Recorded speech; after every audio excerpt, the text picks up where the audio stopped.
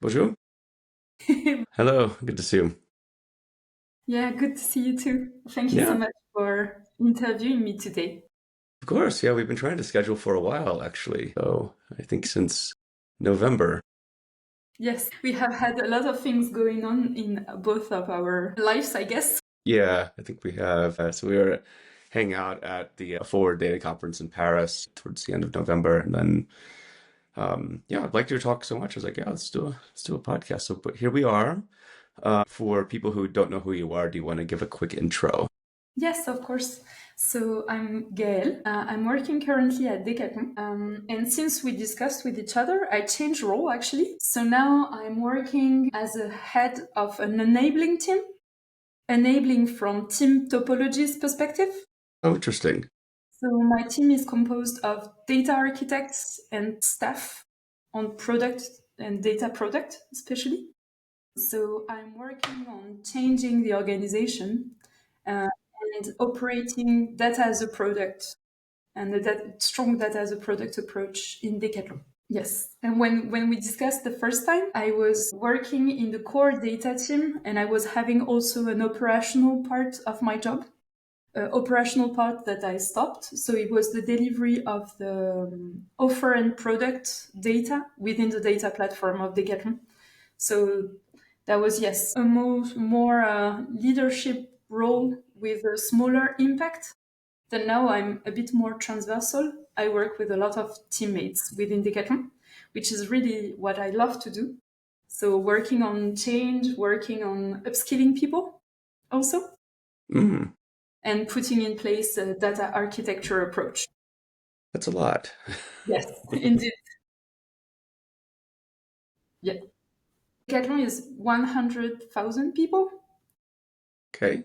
So yeah, it's a lot. It's the size of a city. Yes. Indeed. Walk me through this then. So how do you enable change in an organization that large?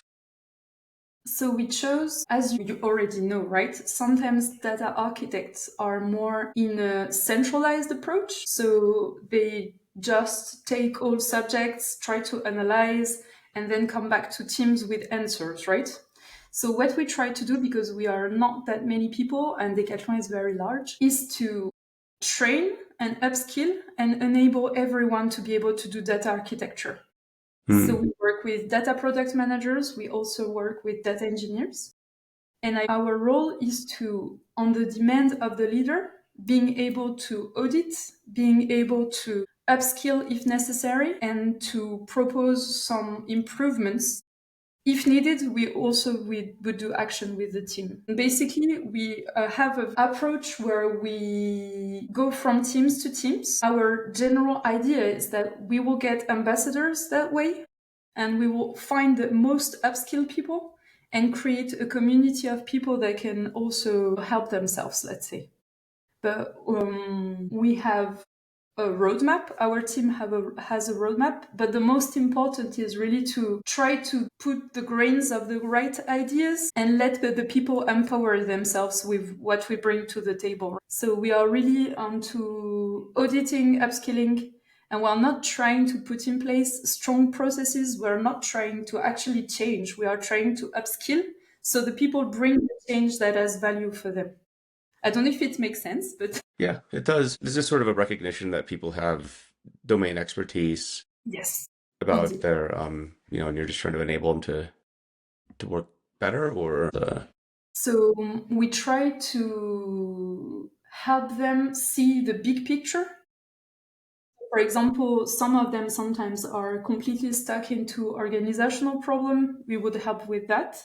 Others have a very big legacy that they don't know what to do about. So we would help to audit the legacy and help bring it down so they can actually work on other stuff. So we would really intervene on the fly depending on what the person needs. And sometimes it's just a matter of upskilling. So, for example, I have someone that is unsure about his data modeling skills. Well, then we could approach the data model that he's trying to do together. And yeah. so next time he has more skills to be able to do it again in the best possible way. So that's really the idea. That's super Um, cool. yeah, I mean, Decathlon is a great company because you can propose these types of approach that are really different from what you are required normally in a company to do. Right. So that's really cool. So as soon as your leaders believe that you can bring value, then you are able to operate also with what you believe in, which is really cool. It's awesome. It's really rare too. Upskilling is one of these things where I personally feel that, and I've said this before in other podcasts and wrote about it a lot, but I feel like one of the biggest gaps that we have is skills and knowledge. And it's one of these things where employees either don't get the chance to invest in it on company time, or they have to make it an investment on their own time. And then also a lot of companies, just at least in the States, I love your perspective on this in France, but the companies here tend to move pretty fast. So the notion of trying to improve your skills is like, well, why don't you just move faster and get things done instead of making yourself better? That's also why our approach is really to apply. So you would have small theoretical skills, but what we do with you is to apply it to your context. So you are going to deliver it faster, and at the same time, we will have given you the smallest piece that you needed to do the best thing, let's say. But sometimes we also have to help them with theoretical approach. That's for sure. So you have to give them books, give them podcasts to follow, this kind of stuff. Hmm. If really necessary, find the right trainings where they could go outside of the company. Decathlon is a company who invests a bit on that, so that's cool. But for sure.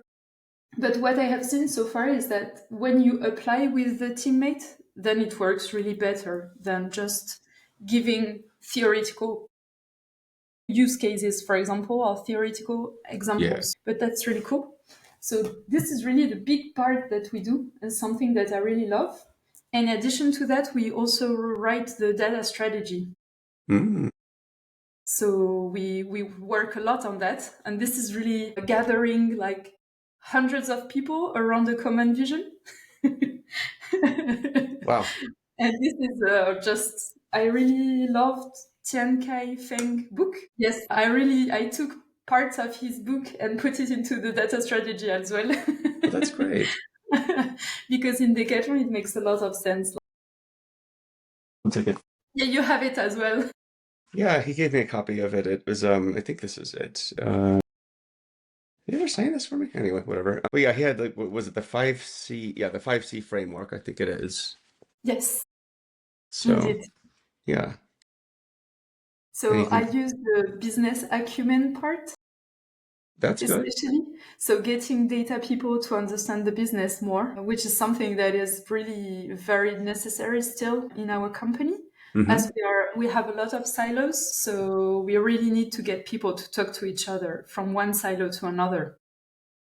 But yeah, so yes, we try to bring common sense and best practices basically, and the data strategy is the common sense part. Data strategy is common sense part, but it's also, in my experience, very hard to get right. There's a lot of moving pieces to it. I think, and you mentioned silos is definitely one thing I've seen, and then the other part are just egos and different ideas of what the strategy should be and all that. Like how do you get everybody on the same page with a data strategy? So what is great is that we have been working in Decathlon for 2 years already. So I'm not coming as an outsider because I Hmm. already delivered a lot between my different jobs before.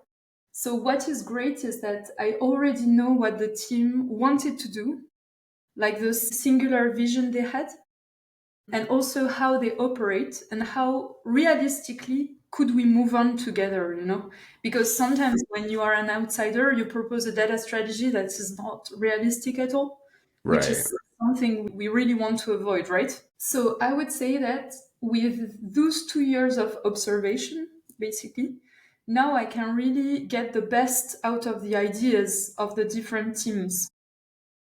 And so what we are trying to put together is something that brings a singular vision, but with a lot of different perspective, basically, Hmm.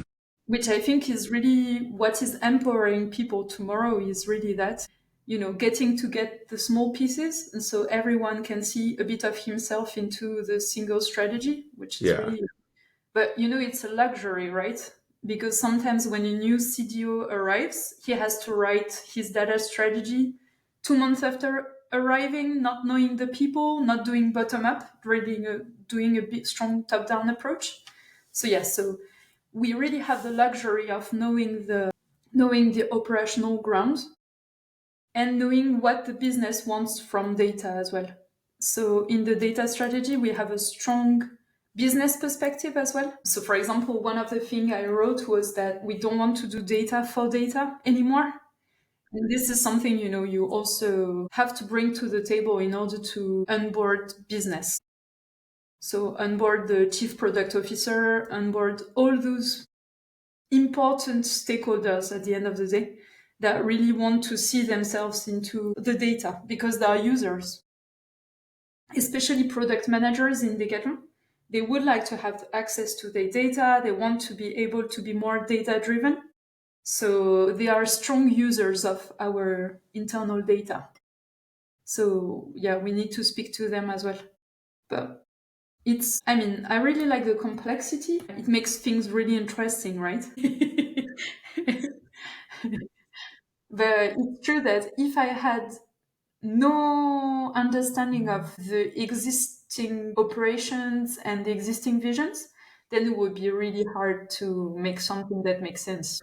Oh, I think it would be impossible. I mean, I think that's one of the reasons that, chief data officers, for example, have, a very short time span, really. I mean, the tenure is, what, maybe 18 months, maybe 2 years. I mean, as you point out, you've been there 2 years, and now you're just starting to, you understand how things work now, but I have seen this with other chief data officers and now chief AI officers where they're expected to come in and make pretty big changes in a short amount of time. But especially when you're talking about a mature company, that's very, very, very difficult to do unless you understand a lot of the nuances of the company. And so, yeah, I think I lost you for a second. I'm sorry.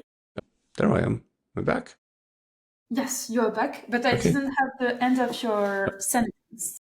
Yeah, no worries. Where did I leave you off? So, sorry, I pay for Google Fiber. It's like 5 gigs up and down, and for some reason it still cuts out, and I have to yeah, it's so amazing. But yeah, for the I think it's just what I was saying. It was with chief data officers, right? You brought in expecting to make massive changes pretty quickly. Often it's not enough time to understand the business and how it works and all the weird details that are actually insanely important.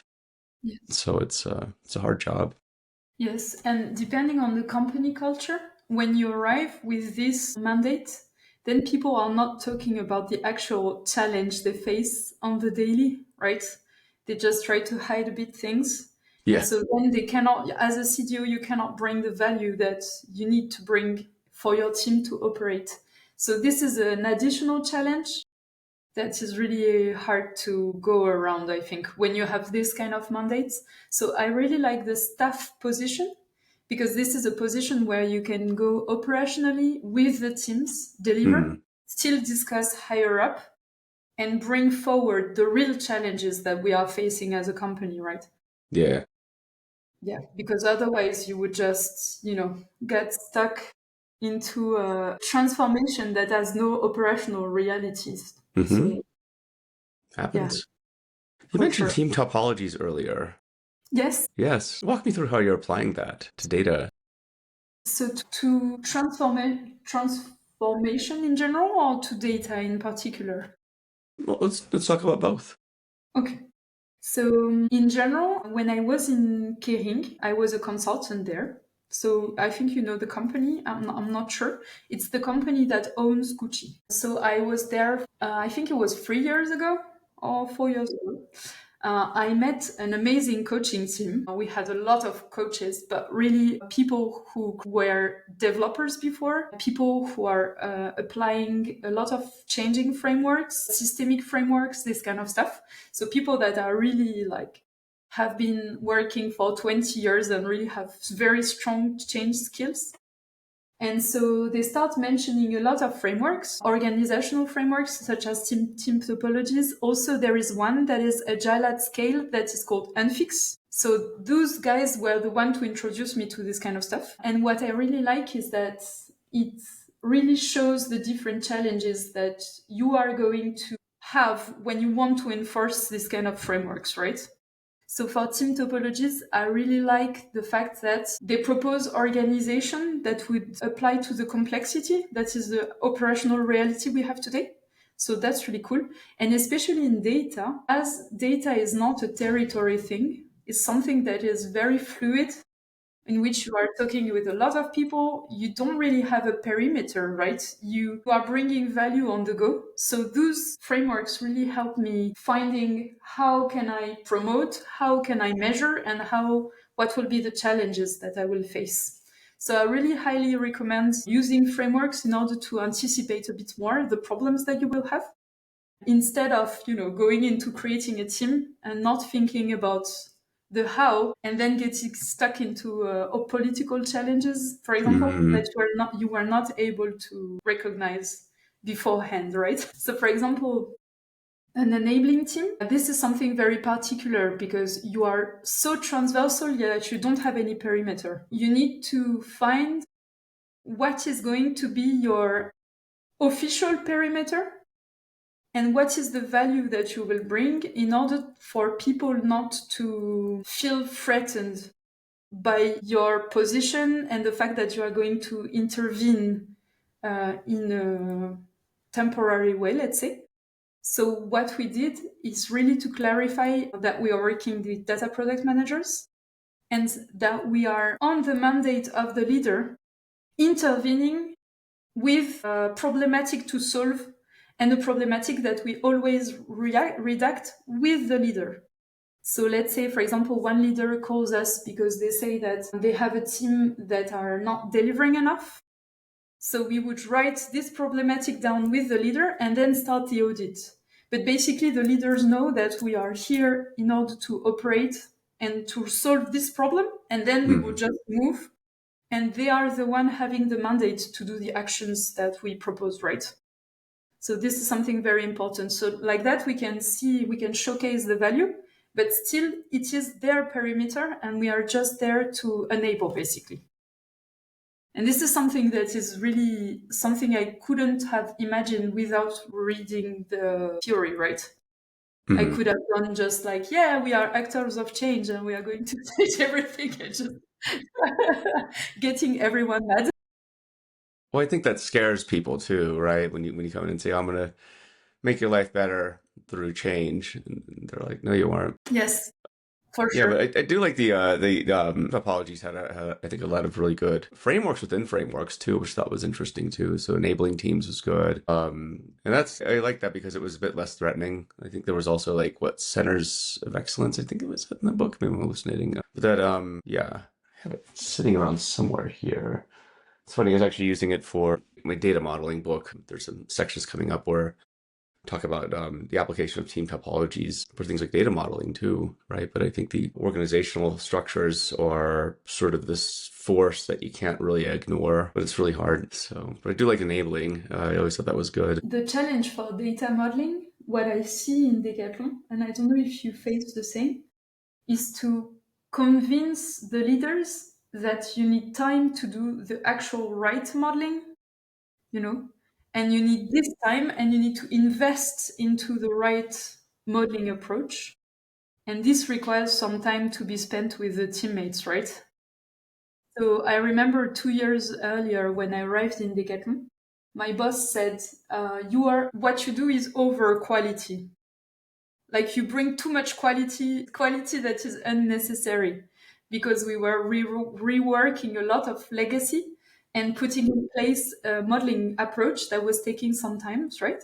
With a Yeah. lot of discovery of the business, this kind of stuff. And so now he sees that we are able to maintain everything that we have done with a very small team.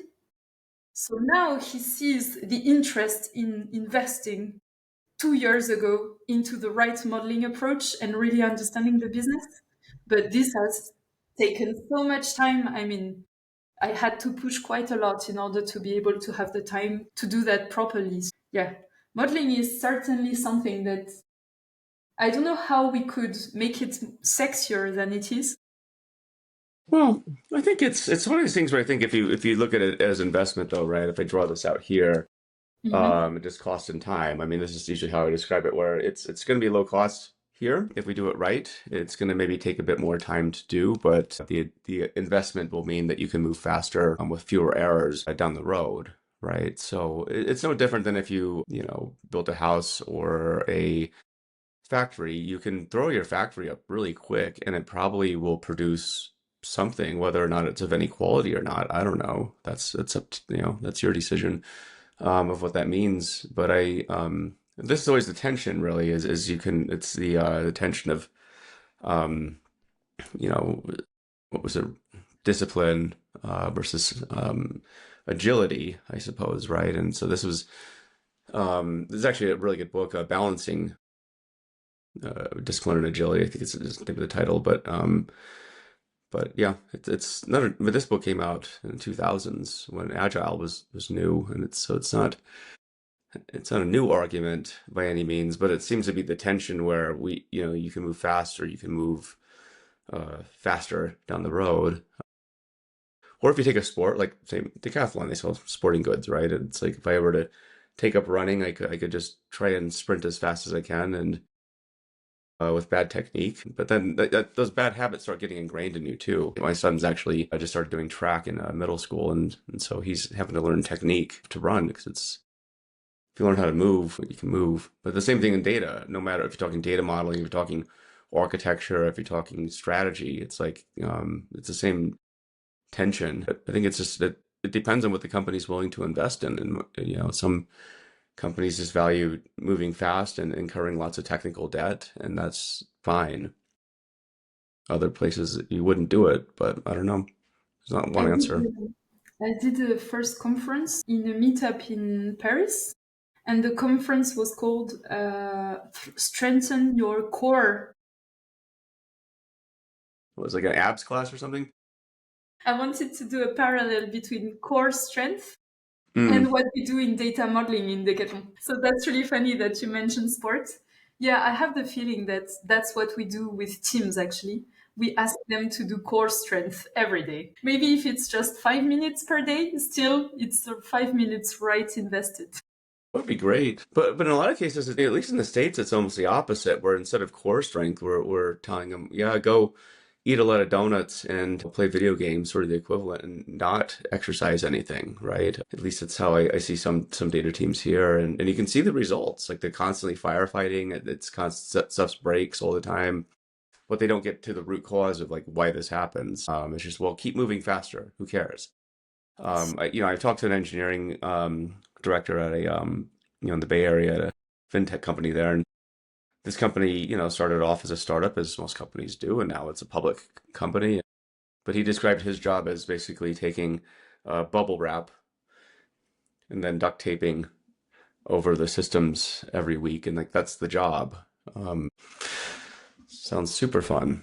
Well, yeah, so my role would be more to unwrap and actually go to the why and get everybody mad until everybody finds the why. And then it's just like, the problem is easy to fix. Okay, cool. But it's true that there is always this resistance at the beginning. This is I have done transformation for now, I think it's 6 years now. Wow. And anytime I do transformation, the resistance is always different depending on the company Mm, culture. But each and every one of us, of course, we need to be incentivized to go out of our comfort zone, right? And this is something that the company needs to do, but also the interpersonal skills that we must have in order to push someone to be able to change or to want to change. So, for example, in Decathlon, we are in a company that is very competitive. So the easiest way to leave the resistance is to make people kind of seeing the change as a personal challenge. mm, Like this person is doing something great, I want to do the same. And then boom, they change. So that makes the company changing very fast, which is really cool, but also a mindset that is a bit competitive that can be a bit tiring. But this is mm. really the company culture that is like that. So I would say, depending on the company culture, you can face a resistance that really has different facets and can be very. And in the past, I have remembered company that were really in financial difficulties, like with a leadership that didn't want to see their struggles, and everybody didn't want to ask the why for sure. Mm. Like asking why was seen as a, the kind of a resistance or of even questioning the leadership, right? So yeah, so it was actually a scale up where I worked a bit. Interesting. So I mean, Decathlon for Change is a great company. I mean, if at some point you feel a bit tired, you want to gain energy, and you want to do something that changes fast, that Decathlon is a right company. But at that scale up though, walk me through this. So like why, because you think at a scale up, like that's the culture, it's not an old company, right? But why was it hard to ask So depending on the founders, I would say, some startup become scale up, and then when the business is starting to go a bit down, then the founders don't want to give up the initial idea because the company is already quite big, right? So when you're a startup, every day you change idea, every day you pivot. It's the business as usual.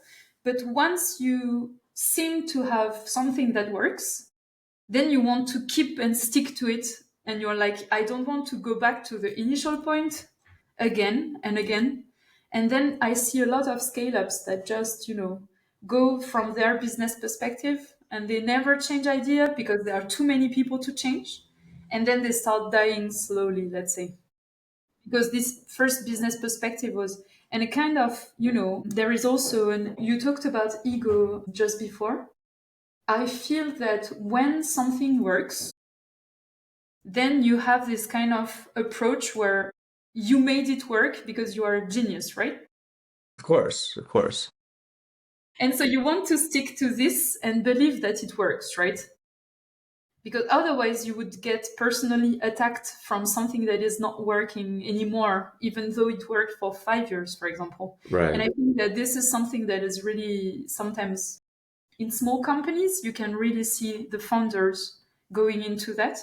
And I think it's something we can all go into.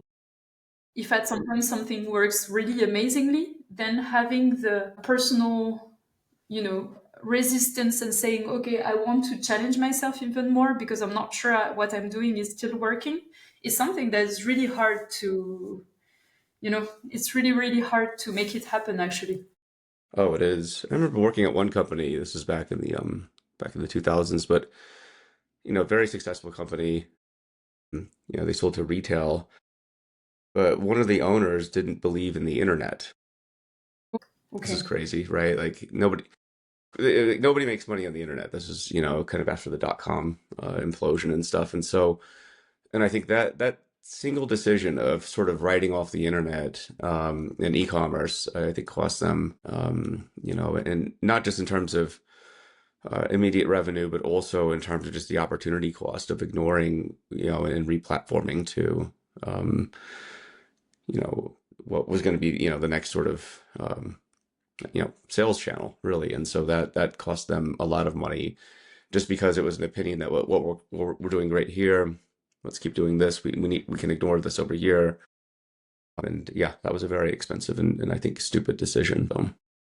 And did the leadership question that, or were they Well, this all? was one. I mean, he was one of the owners, so leadership would question it all the time. But this person was very quick to crush any signs of dissent.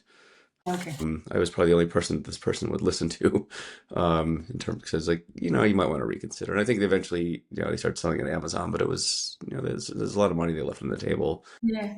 But yeah, I think it's just an example of just where your ego and your opinions can get ahead of just the realities of the market, which doesn't care about your opinions. To be frank, the world does not Yes. care.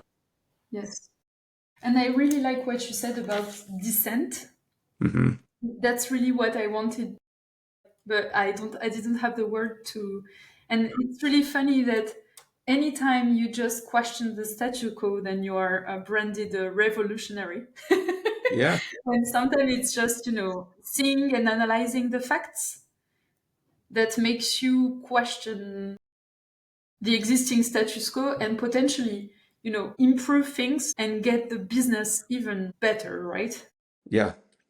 But And it takes a that's really, lot. It's hard though, right? Because you're talking about kind of classic innovator's dilemma as well, where and you see this playing out right now in most big tech yes. companies and other companies around the world where things are changing very fast, but there's a reluctance to go along with the change because that disrupts your entire model. Google's a classic example of this right now, where well, I mean, they invented the transformer model and had an internal ChatGPT years before ChatGPT came out, the version of it. But because it was going to threaten their search business, at least according to what I've heard, they didn't release it, and that ended up being a very costly mistake. They're catching up, but they could have had the lead, right? And so but that's every company. I wouldn't say every company, but that's a lot of companies. It's hard to change what makes you successful. So Yeah, completely. yeah, I know that, and you told me that you are writing a book, right? A new book, which is really cool. I guess. And have been in Substack for like maybe 2 months, something like this. So You very, have? very early. Yeah, I am in Nice. Substack now. So that's Awesome. really cool. Welcome. Thank you. And I feel that, but maybe the people who write there seem to have this growth mindset that is really cool in this platform. And maybe I was wondering, do you think that writing is also enabling you to change also? Because anytime you write, you just question what you know, right? And so maybe it makes kind of putting your ego into the page and then seeing from an outsider perspective and challenging this ego that is now written. Do you Oh have the yeah. same Oh feeling? yeah. All the time. I feel like writing is one of these things where I mean, writing is thinking. So, and as I tell countless people, if you want to learn a subject, if you want to understand a subject, if you want to also frustrate yourself in the process, you should write a lot because it forces you to think about a topic in a way that you just wouldn't otherwise. I mean, it's just how it is. You're verbalizing internally about a topic and you're noodling on it a lot, thinking about it, and you'll change your mind, I think. Like, Lord knows you know, definitely had to change my opinions on countless topics, but I think ultimately that's a good thing. I think it makes you better, but you do have to have humility. If you go into it thinking you know everything and you're gonna, you know, push back and you're gonna tell yourself that you're stupid because you change your mind. I think that's unhealthy, but it is very difficult in that way where you're constantly redefining your opinions. But then I think the other thing is, I learned this. I used to do a lot of debate when I was younger, debating.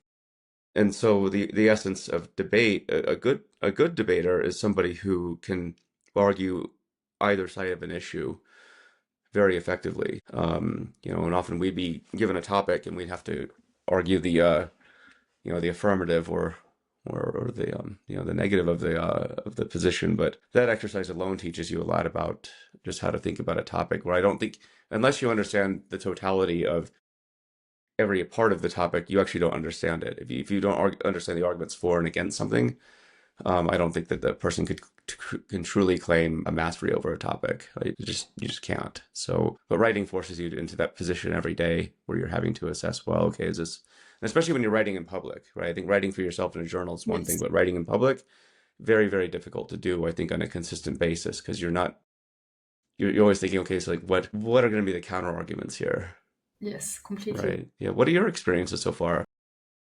So we are writing as a team. Oh, that's cool. So yeah, so it makes things really way easier because so basically I'm quite creative.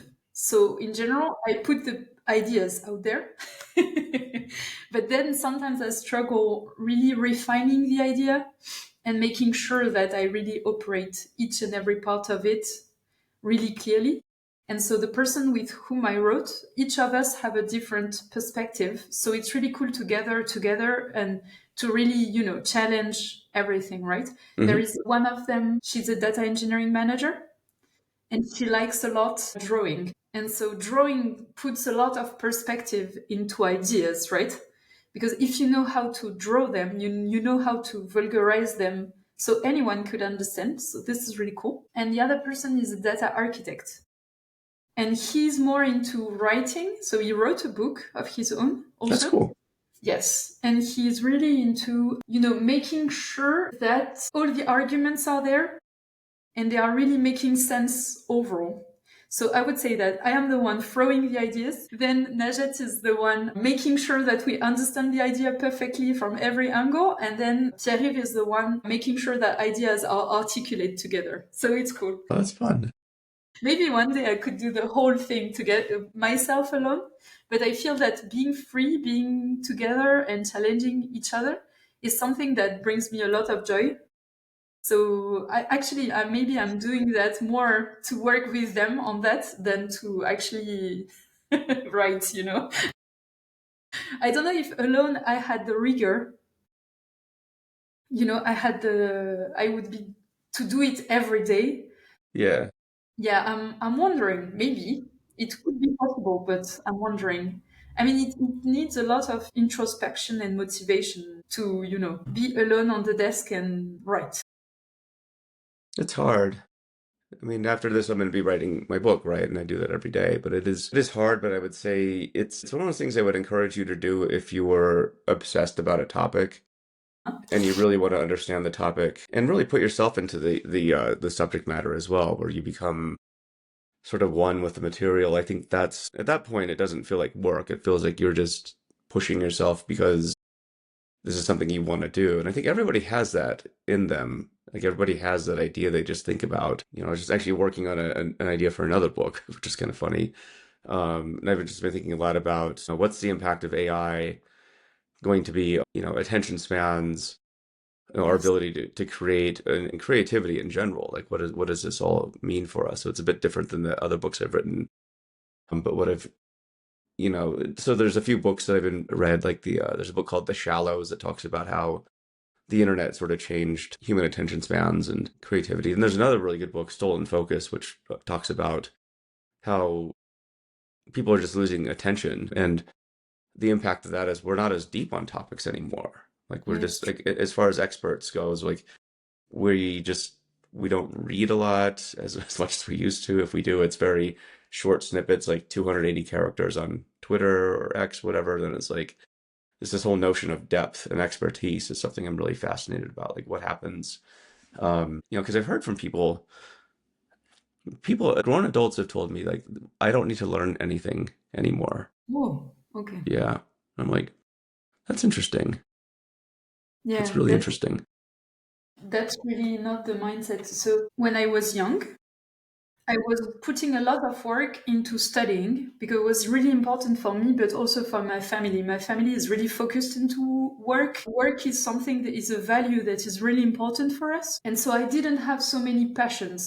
I was really throwing myself into studying. Studying was really passionating, so I really loved that. But then when I started working, I said maybe I'm missing something, right? And so I started to try to find passions basically. And I entered into the jewelry world Oh, where I wow. met a lot of real craftsmen, right? So people who really do the craft. So I went into school, I met a lot of them. So it was really cool. And now I'm doing that still. And this is really an approach that is amazing, which is craftsman mindset is everybody can help me improve, like, and every day until the end of my life I will still be improving. And this is something that is amazing from manual craftsmanship, is the fact that you can really see the improvements you make, even though you feel still think that you are a master. Still, Yeah. in 2 years ahead, you are going to be even better. And you are going to see that 2 years before, what you did was actually not that good. And so, this is something that is really amazing that I really loved learning. Anytime you have this mindset, then you can grow so much that you cannot even believe how much you have grown. And yeah, so this is Yeah. something that is really cool. I wish everybody would do a bit of manual art. I think it helps a lot. Writing is good, is cool, but manual art also, Oh, yeah. or even music, but something a bit more practical, let's say. can really help you to see that there is always something to grow and there is always room for improvement in everything that we do, right? Yeah. And this is something, I mean, someone that believes that there is no more improvement, I think this is a bit sad, right? It's really sad. Yeah. Well, because I the mean, idea is AI is going to do everything for you. So like, what's the point in learning anything, right? yeah, It's but like, yeah, it's true. I approach AI with a bit of curiosity. So anytime I try to use AI, I'm wondering what would I have done and what would AI do? And mm, sometimes the comparison is cool also, but I see it as a kind of an assistant, basically, that could challenge some ideas, could challenge some thoughts, could think of other things that you didn't think about. But I don't really see like if you use AI for an expertise, but you don't understand anything about it, what is the point? Like, right. do you really like your job? I mean, there is no point then. You see what I mean? It's Oh just yeah. like, yeah, it's either you have a real discussion and you are bringing something with AI, either you just have to change jobs because you are not doing something that you love and that you want to grow about, like into. So yeah, you need to reconsider, I think, because work semantically and in French in particular, it's a word that means suffering. Mm, So the word travailler means yeah. suffering etymologically. Shafai, is that also work or is that suffering? It's so travailler basically Okay. in the French. It comes from a word that has like, let me check, but etymology. So it's a torture instrument that was called tripalium. Mm, And so basically in French, when we say travail, we kind of mean suffering, right? yeah. But I have the feeling That's fun. that, yeah, we are way past that, right? We have the opportunity now to work in things that we love and we are passionate about. And Hmm. this is something that we are even more able to do with AI tomorrow. Like AI can be a teacher. It can also be someone that challenges you. For So yeah. sure. But I always felt like you grow and you learn when you're pushed and you do have to struggle a bit, right? And it is hard. I mean, I found like that's the most rewarding part where you really felt like you pushed yourself through some difficulty and because learning isn't just about learning facts, it's about learning how you learn facts and how you approach the whole process. If you want facts, just go to Wikipedia facts. But pushing your knowledge and your skills, like that's a different. Oh, I'm sure when you're doing your enablement, for example, and people are learning new skills, hopefully there's a sense of appreciation that people are improving their craft and becoming better versions of themselves. I mean, I think this is one of the core experiences of being a human is Yes. pushing yourself and through things that are difficult, to be frank. If it Completely. was always easy, then what would for some And reason that humans seek out challenges. Yeah, completely. And that's why, for me, saying AI is going to replace you, I mean, AI is going to replace this makes no sense because this is the purpose, right? Challenging, learning, and working in the sense of, throwing yourself into something that you are actually going to grow with. This is really what we do, right? Then this is not really about PowerPoint presentation and Right. email, right? I mean, I'm glad if AI wants to take care Yeah, of do that work, that I'm like, for please, sure. because it's not because that's the boring work, right? That's not what's going to push you forward. That's just the administrative work that you have to do to just grease the wheels of work and business. But that's Yeah, completely. yeah. So we do a lot of design thinking in my job. Nice. So we try to tackle problematic with the collective, right? And what you see is that what is important is never the outcome, is what everyone has brought to the table and how Yeah. everybody has gathered something into the vision that you're going to come up, basically. Yeah. So this is really what we want in order to enable people to grow, right? This is really something that for me, I mean, maybe at some point AI would do the job of everyone, but then we would be a leisure, right? And we would work for leisure, right? But I mean, I don't see it. I mean, I don't see it in, well, it's really funny what you say because in the past, I used to learn languages for fun. And everybody would tell me, but with Google, you don't need that anymore. Right. Like, why do you still learn Portuguese? It makes no sense. Now we have Google traduction, like Google translation. I was like, yeah, but you are missing the point, right? It's about thinking in another language, for example, Yeah. which is amazing when you can do that, right? It's not really about am I able to pass this test? Well, it's interesting because like Duolingo, for example, the app, the language app, like that's been growing a ton, Yeah. right? I mean, my entire family's on it. My kids, are on it, and me and my youngest son were learning German. I tend to skip between languages just because I at least want to like know at least some vocabulary of the country I'm going to. But yeah, then Spanish is another one. I can't seem to bring myself to learn Spanish. I don't know why. It would be the most useful language in the States, but I can barely order tacos when I go to the store. So, and French is another one, right? I was learning that for a bit, and but it's fun. But you do learn to think in terms of other languages, and then you find yourself. I don't know about you, but do you find yourself getting tripped up on different languages? Like I do that too. Like un and et in French and German. I'm like, yeah, or yeah, just different words. You're trying to like remember like which language am I in again? So it's kind of fun. And I remember when I was very young, because my family is Spanish. Really? Okay. So part of my family, my mother, from my mother's side. And when I was young, I kind of was self-taught Spanish. And because my mother was speaking to me in French, so I would try to, take some pieces of information and try to make it something and speak with other people. And the first thing that I learned, and in any language I learned that, it's the insult part. Of course. And I remember that I had a good accent. And anytime I would go to Spain, I would say some insults. And then it was really funny because I would feel a lot Spanish because Spanish people use a lot of bad words when they speak in general. And so this was really my way to connect to the culture and the language, right? It was first using bad words. And then when I tried to learn Chinese, I Hmm. asked the teacher what are the bad words that people say, and she said, no, no, no, no, we don't say. So I could never learn any bad words in Chinese. Oh, that's fun. Yeah, but I think this is kind of, I really like learning new things.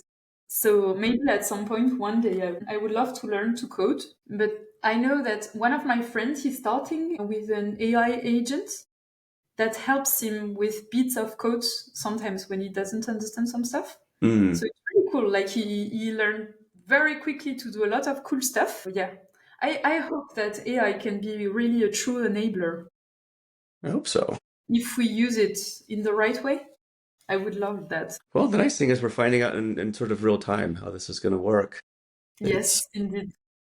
yeah, I mean, there's a lot going on right now. It's almost too much in some ways, I think, but it is Yeah, what it is. So, yeah, you agree. And if yeah, we all lose our job, then maybe I can become a plumber, it's not a bad skill to learn. I know basic plumbing, and it saved me a lot of saved me a lot of money, I would say. I don't know about time, but at least you know how things work. If you understand how gravity works, it's pretty simple. Water goes down, right? So you just need to figure out like so start from the top, go to the bottom. Yeah, it's pretty simple, but it's also but yeah, I mean those are the kinds of things. And for my kids, I'm definitely you know I think the notion of college is one of these things where I'm like, I don't know. I'm not sure, if I do have questions about the viability of college going forward in some cases. And I'm like, but the trades or, I think it's a viable path. I used to work construction for years, when I was younger, so I don't know.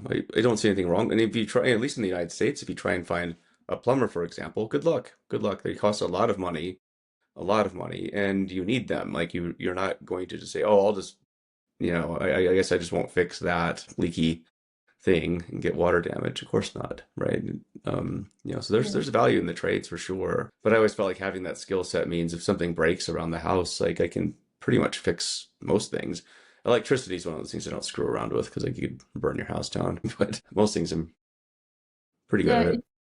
It's true that in the US, college is a real investment that is a personal investment, right? In France, it's more of a social investment Yeah, because everyone pays for the college and the university of everyone else. So this is something that must be a very big question in your children's life, right? oh, it is. It's expensive for sure. Yeah, I mean and it's not getting cheaper. We'll see how it goes, but yeah, it's a different thing. And so, but I think it's interesting though. I was hanging out with some college kids yesterday. One of my friends was in town, and her son actually lives down the street from me, Jessica Talisman, and so she hung out with her kids and his roommates, and it was cool. Like they don't use AI for their homework. They're like, that's because I'm here to learn. I don't want to cheat myself out of the learning experience. It's like that's a really profound thing for an 18-year-old to say. Most people would be concerned with passing the tests, but you actually are here to learn. And I thought that was super cool. So, they're studying to become emergency responders, actually.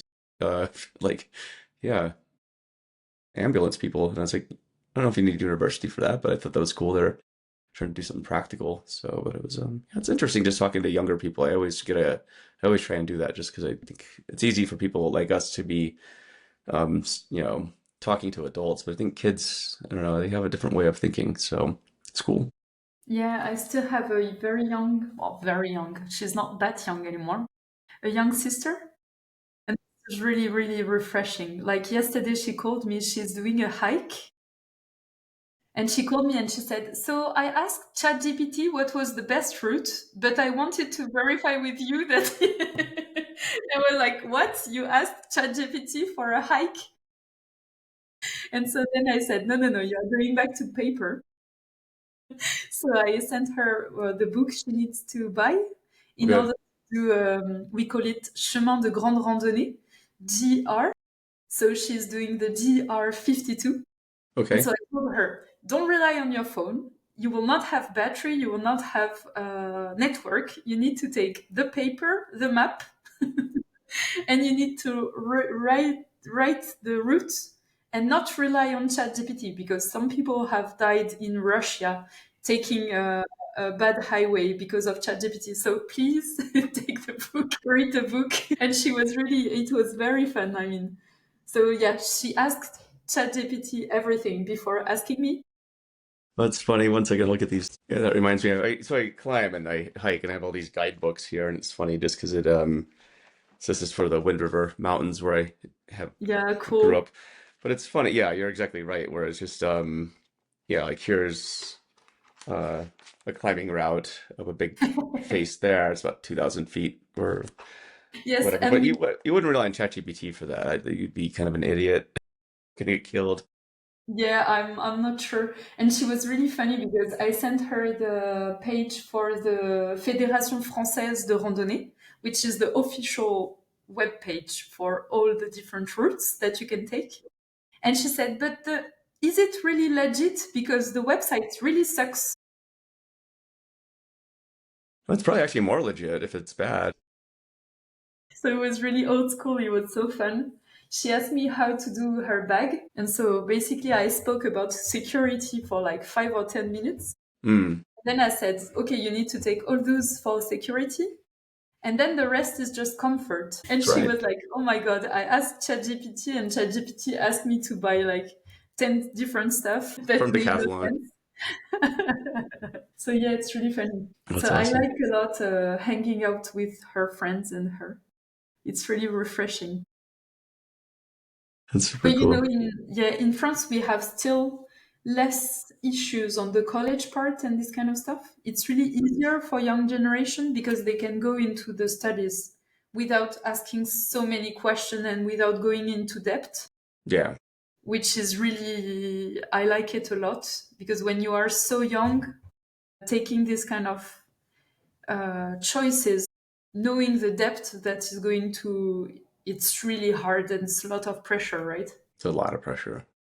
Well, in the United States, you can't, even if you go bankrupt, like you lose everything, you still have to pay your student loans. Yeah. Like no matter what. So Okay. it's pretty permanent. Okay. Yeah. So even if you go in bankruptcy, you still have to pay your student loans. I didn't know about that. Oh my God. So you pay whenever you take back a job, right? They take a piece of the wage you have. That would be called garnishment, yeah. But if you like didn't pay, then you get in trouble. Then yeah, any job you have, they would just take it. But like, yeah, you have to just basically send your money in every month to whoever gave you the loan, and that's how that is. And they, you're talking a lot of money in some cases. Like this is about, I know some people who spend more on student loans than they do on rent or mortgage, depending on the type of degree that you got. So it's a lot. Then it makes it hard. Like if you're even lucky enough to be able to afford to buy a home, that's the other thing. Normally you have to have a down payment here, right? And then interest rates are crazy right now, so I don't even know how you would afford it. Uh, yeah, it's expensive. So it's just hard. It makes it hard. Like, you get out of college and there's a time when you should be getting ahead, at least in the Yeah. past. And now it's like, nah, not really. No, you're just gonna be basically an indentured servant, for that's Yes. just kind of reality of it. Whereas in Europe, it's awesome because like a lot of your universities are basically free. Maybe you have to pay some amount, but that's nothing compared to yours. And Yeah. I feel that maybe it gives us some grounds, like some foundations, Hmm. even though AI is really changing in a very fast pace, even though a lot of things are changing from, still those foundations are there, and it makes things a bit more comforting when you are young, I would say. So education is there, health is there. So when you are young, those things are things you don't need to Right. really worry about. You worry about it because you want to be in a good school, but you know that you are not going to be left completely outside of the Right. system, right? Which is something that is I really love, let's say. Especially I benefited from university, and at the beginning free university when I was young. And I was even able to work because I needed to work to pay my rent and all of that. Yeah. So I was really grateful that I could benefit from such a great education and basically for free. I mean, I'm repaying now what they invested in me in the past, right? But yeah, I'm quite happy to do that. I mean, this is something that is really great. And I see a lot of people like not really liking the system and the education system today in Mm. France. And when I see my sister and the way she has been like always in public education, and she is really like very very smart overall, like she is really like sometimes it's astounding what she can bring to the table. I mean, the logic and the thinking, and she wants to do social politics, so she's really way into literature, geography, and all of that. And it's really very, I mean, she did everything with public education, right? Yeah. So even though the system is not perfect, I still feel that you can really bring very cool mindset and critical thinking into the younger generation. So yeah, so far on that part, I really love, yeah, these values that we have. Yeah. Hopefully we still have. Well, that's what the world needs right now. So I think Yeah, we for need sure. more than ever. Well, Gal, thanks for the great conversation. Yeah, it's been wonderful. I'm glad we finally got a chance to make this happen. Of Yes, thank you so much for inviting me. course. For So people who want hope to my find you, English, yes, hope oh my yeah, English was not that bad. your English is better than mine, so it's fine. For people who want to learn more about you, how can they find you? So now we have a Substack that's called Clean Data Architecture. So we are the three of us. We work on the three of us, and we also onboard new authors now and then. So it's really cool. I really like. I discuss with a lot of people on Substack. I really like. Nice. And then yeah, LinkedIn, I guess. I mean, but yeah, Substack is really where I'm at the moment, and I find it really fun. I would really advise people to go to this social media that looks really like old It old. does look old, but it's new. But it's new. I, Yes, I I love Substack. It's my favorite right now. cool. Yeah, So yeah, for sure. sounds good. Awesome. Well, have a good Thank you so much night. for the Yeah. invitation. Yes, Yeah. Well, see you. Thank you, Joe. all right. Bye. See you. Bye bye.